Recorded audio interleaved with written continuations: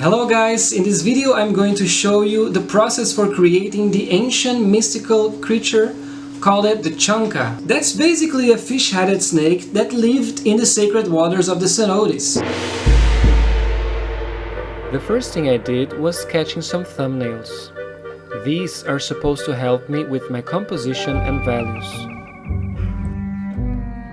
Then I went to my sketchbook and played a little bit with the idea of mixing a fish and a snake. But then suddenly I decided to take a huge sheet of paper and lay down on the floor and draw like I did when I was a small kid.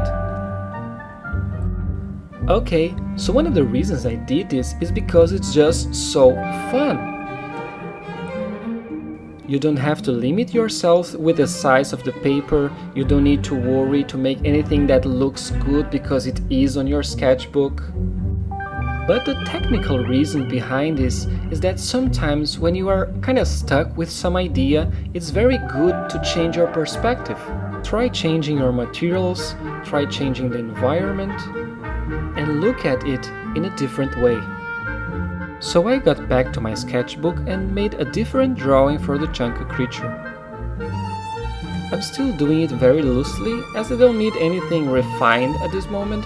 I just want to have a nice idea of how the chunky creature looks like. And since I sketched all those thumbnails and also drew the creature large on the floor, I'm quite familiar with the way the creature looks and how it feels to draw those forms.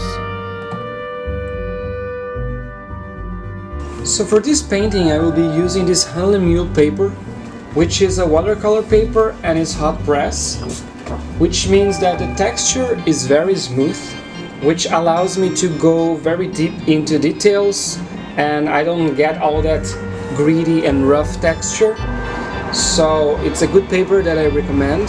It's 300 grams, so it gives a nice surface. I start my drawing by establishing my main lines and my perspective as well. And while I'm drawing, I'm always considering what kind of problems I'm solving at that particular point. Like, my first concern is to place the character in the scene appropriately. Then I have to think about the perspective. Then I have to draw the forms and the shapes that make the creature look as it is. And after I have the rough creature sketched in the paper, I can start to think about detail, about how things will look when it's done.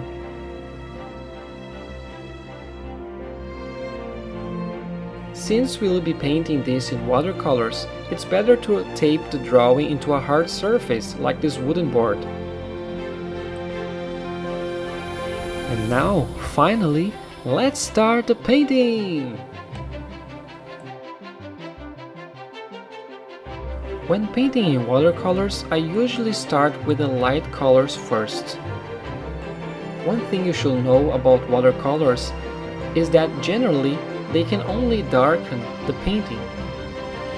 And this happens because they are so transparent that everything that is underneath ends up showing through.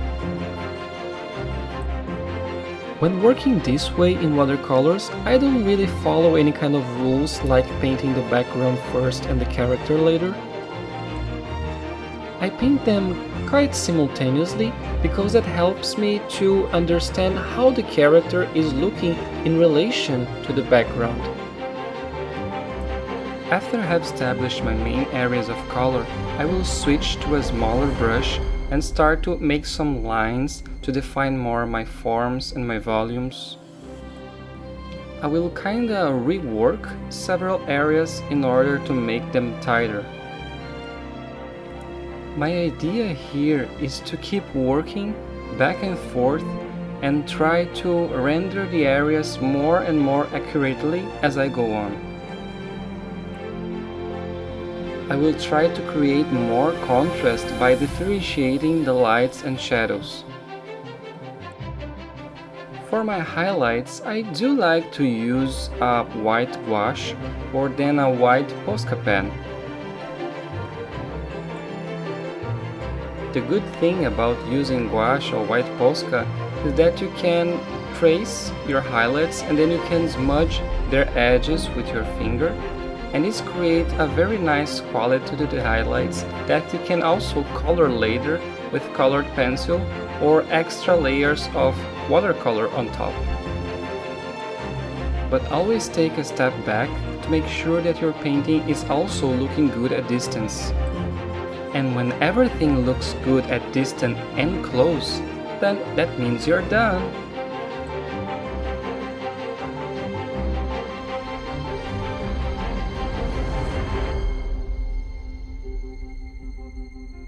So if you enjoy the process, don't forget to give me a thumbs up and also subscribe below, and don't forget to press the little bell that will notify you whenever I make a new video.